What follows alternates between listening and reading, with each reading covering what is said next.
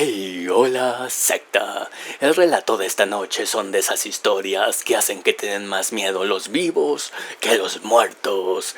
Así que dejamos en su completo criterio si escuchan esta historia o buscan alguna otra en este aterrador espacio. No queremos herir ninguna sensibilidad. Así que una vez hecha esta advertencia, apaguen las luces si se atreven y disfruten esta historia. Buenas noches, secta. Antes de contar esto, quiero pedir, por favor, que se mantenga anónima mi información. Aunque no mando mi nombre, nunca está de más aclarar, y no es porque me dé vergüenza contarlo, sino porque toco asuntos un tanto delicados para mi familia. Y pido perdón si es una historia que resulte un poco fuerte, espero igual la puedan compartir. No sé si creen en lo paranormal, almas en pena, lamentos, sueños, premonitorios, ya no sé cómo llamarles. No sé mucho del asunto, la verdad. Pero hace tiempo, lamentablemente, tuve una experiencia cercana. Y digo lamentablemente porque fue algo que inicia con uno de mis más grandes miedos, que no es para con los fantasmas, sino a las personas malas. Hace un tiempo, junto con mis papás, vivía una tía y su hija. Entre todos procurábamos cuidar a mi prima, porque mi tía trabajaba como enfermera y era cuidadora geriátrica, y a veces tenía turno de 48 horas. La cosa es que por horarios había un espacio en el que mi prima de 15 años se quedaba sola, que es en el momento en el que esto ocurrió. Yo llegaba de la universidad 1 hora después de que ella llegaba de la escuela, y en ese espacio de tiempo en el que ella se quedaba sola, una vuelta pasó que llegué de la facultad y ella no estaba. Me asusté, la verdad, porque eso nunca pasaba. Pero me dije a mí misma, bueno, a ver, vamos a tranquilizarnos. Quizás está en su cuarto, no sé. Siempre que yo llegaba, ella estaba viendo la televisión. Pero por ahí, esta vuelta, podía estar en su cuarto. Le grité y no contestó.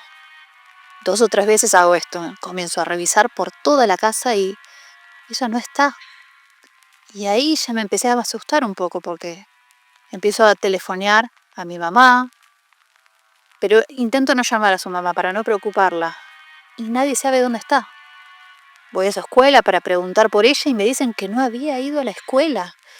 Eso me lo dijo un compañero de ella que me lo crucé por casualidad cuando estaba volviendo de la escuela a casa. Y ahí sí me asusté porque ella había salido temprano de casa y efectivamente no había ido a la escuela. Algo estaba súper mal con todo esto. Transcurrió así toda la tarde y después llegaron mis papás y mi tía.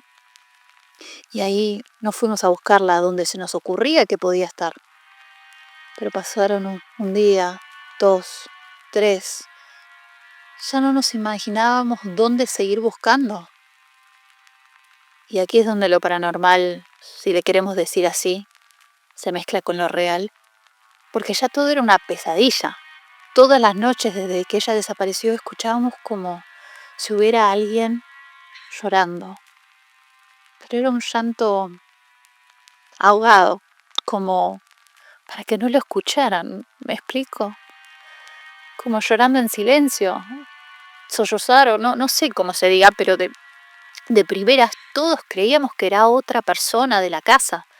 Mi mamá creía que era yo, mi tía que era mi mamá y así, porque era el llanto de una mujer, o sea, tenía voz femenina. Y hasta el tercer día, si mal no recuerdo, sonó el teléfono de casa. Una cosa que era rara de que pasara, porque casi nadie llamaba ahí.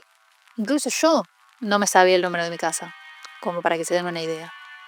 La verdad que nunca lo usábamos, pero creímos que era la policía tal vez, porque para ese momento ya habíamos hecho el reporte de la desaparición y todos nos levantamos. Ahí respondió mi papá y nos dice que era su hermano, para saber si sabíamos algo. Pero cuando nos dimos cuenta que todos estábamos ahí en la sala y se seguía escuchando el sonido del llanto, fue que nos dimos cuenta que no era ninguna de nosotras quien lloraba.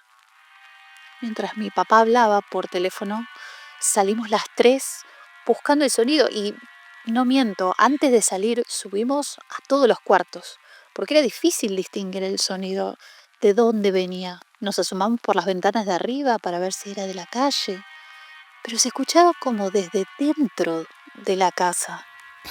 Después terminamos por salir al patio. ¿Saben el shock o el desconcierto de escuchar algo que no se debería escuchar? O sea, el sonido venía como del patio donde estábamos paradas. Se escuchaba justo desde el centro, como si viniera del suelo, pero te movías y parecía venir de arriba. La verdad es inexplicable. Solo sé que fue algo que no es tan aterrador, quizá, al escucharlo, pero vivirlo es distinto porque parecía un susurro que apenas se escuchaba, pero no venía de ningún lugar en concreto. Y ya se imaginarán que en una situación así fue aún peor.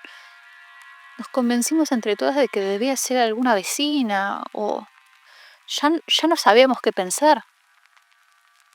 Al final terminamos por irnos cada quien a su cuarto y el sonido se seguía escuchando. Yo dormí o intenté al menos dormir con la luz prendida, porque aunque ya lo había escuchado otras noches anteriores, ahora el saber que no era ni mi tía ni mi mamá me daba tanto miedo que no pude apagar la luz ni quedarme sola en mi cuarto.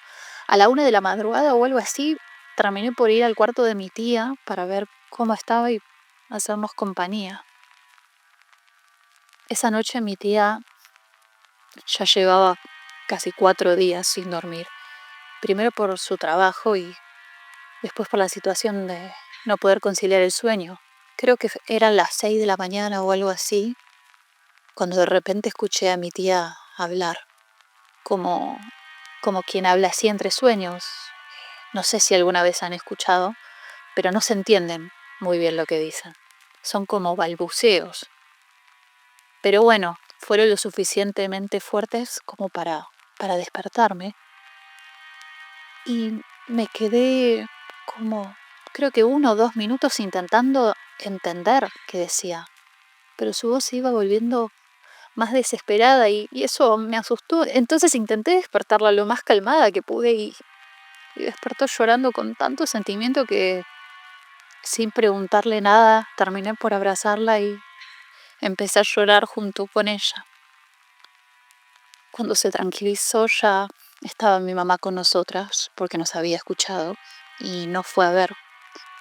Y cuando pude hablar con mi tía después de que se calmara, nos dijo que había soñado con su hija, que la había visto y le dijo que había ido a vernos las noches anteriores para despedirse y que no podía hablar, por eso había estado llorando.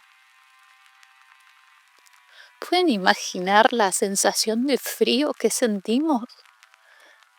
Creo que nunca he sentido tanto miedo y no sé todavía cómo describirlo, pero no es eso lo más loco o impactante siquiera de todo. Mi tía dijo que su hija en el sueño le había dicho que había salido con un amigo y que se había perdido en un parque.